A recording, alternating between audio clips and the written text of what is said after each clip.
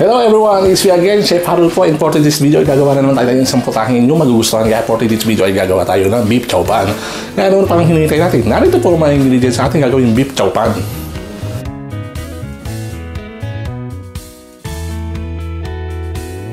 At ito po ang ating mga ingredients. So ayan po, meron po tayo dito ng beef tenderloin na hiwala natin yan ng pa-strips. And then meron po tayo dito ng noodles, rice noodles po yan. So white noodles, and then na-boil na po natin yan ng 3 minutes. Yan. And then ito po iba. Yan. Ito yung pang-marinate natin. And then ito po yung sauce natin mamaya. Then yung vegetable. So ayan po ang ating mga ingredients for today. Kaya ano pang hinihintay natin? Tara, samahan nyo ko. Luto na tayo. At ayan po, sisimulan na natin. Basta ito po, unahin po natin yung ating beef. So lagyan po natin ang ating toyo, cornstarch, then sesame oil. So ayan po. And then mix lang po natin siya. So ayan po, mix lang po natin siya para ma-absorb ng ating meat yung ating sesame oil, soy sauce, and then cornstarch. So ayan po, after yan, set aside po natin siya. Marinate po natin siya ng 15 minutes. At ayan po, na-marinate na po natin ang ating beef. So ang gagawin naman po natin susunod is ayan, maggawa naman po, titimpla tayo rin ng ating sauce. Lagyan tayo ng soy sauce, dark soy sauce.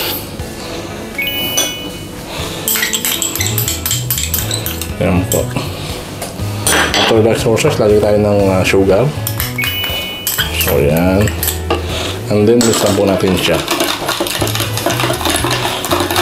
So ayan, okay na po siya. Set aside po muna natin siya. At ayan po, okay na po ang ating pinipla ng sauce. So ang gagawin naman po natin is yan, pagpapainit pa tayo ng ating wok. So ayan po. And then lagyan po tayo ng mantika. So ayan, painitin na po natin ang ating mantika. At ayan po, mainit na po ang ating mantika. So gisa na po natin ang ating ginger.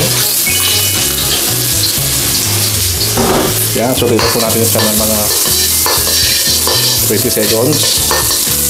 Yan. So ayan, okay na po siya. After 20 seconds, sunod natin ang ating beef. Yan.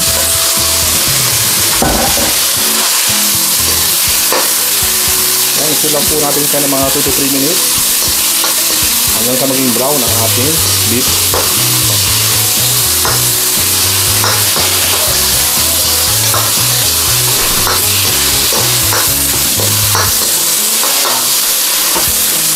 Yan.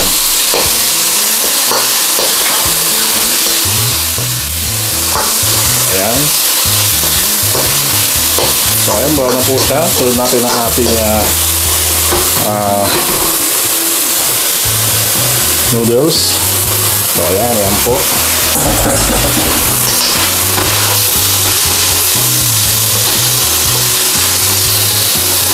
Ayan, so lang po natin sila. So lang po natin siya ng mga 1 minute. Ayan, after 1 minute, sunod natin ang ating sauce. So ayan.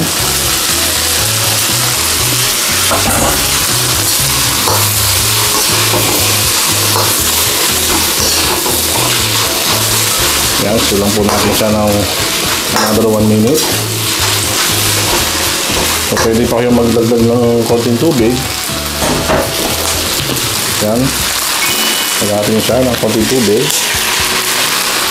Yan.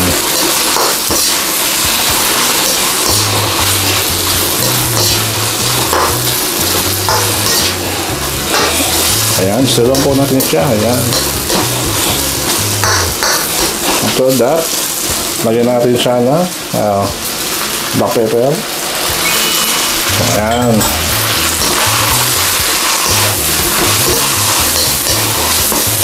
After black pepper, pwede natin ilagay ang ating bean sprouts.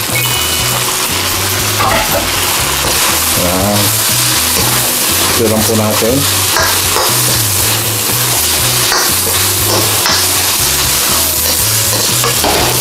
After bean sprout, lagyan na po natin ang ating spring onion. Yan.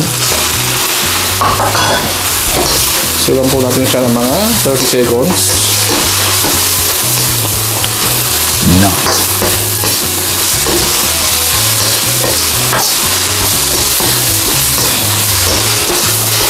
So, ayan, okay na po siya. And then, patayin na po natin ang ating stove. At ayan po, tapos tayo magluto. Siyempre, itatransfer naman po natin ang ating beef chow pan sa ating serving plate. So, ayan po. Transfer lang po natin siya. Ayan. Nice.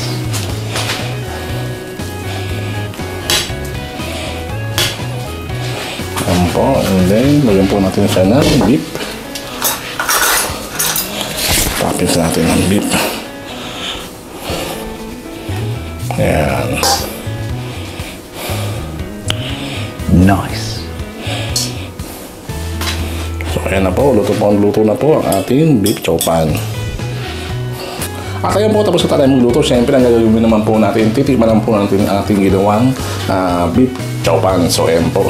Titikman na po natin siya. So, wala po tayo ng beef and then yung noodles. Ayan po. Ayan. So, ayan. Titikman natin siya. First bite. Tama-tama. Hindi maalat, di matamis. Sakto lang po. Yung sauce. Noodles, malambot. Tsaka yung beef, okay na okay po. Pwede nyo po nung pang-family. Kung magluluto po kayo ng mabilisan, so gawin nyo na ito. Panandali ang luto po. So, ayan po. Sarap. So, ganito naman po ang ating cooking show. Siyempre, masasabi ko lang isip pagkakilala ng kailangan sa buhay para makamit ang pangarap. Kaya hanggang susunod muli. Maraming salamat. Bye-bye!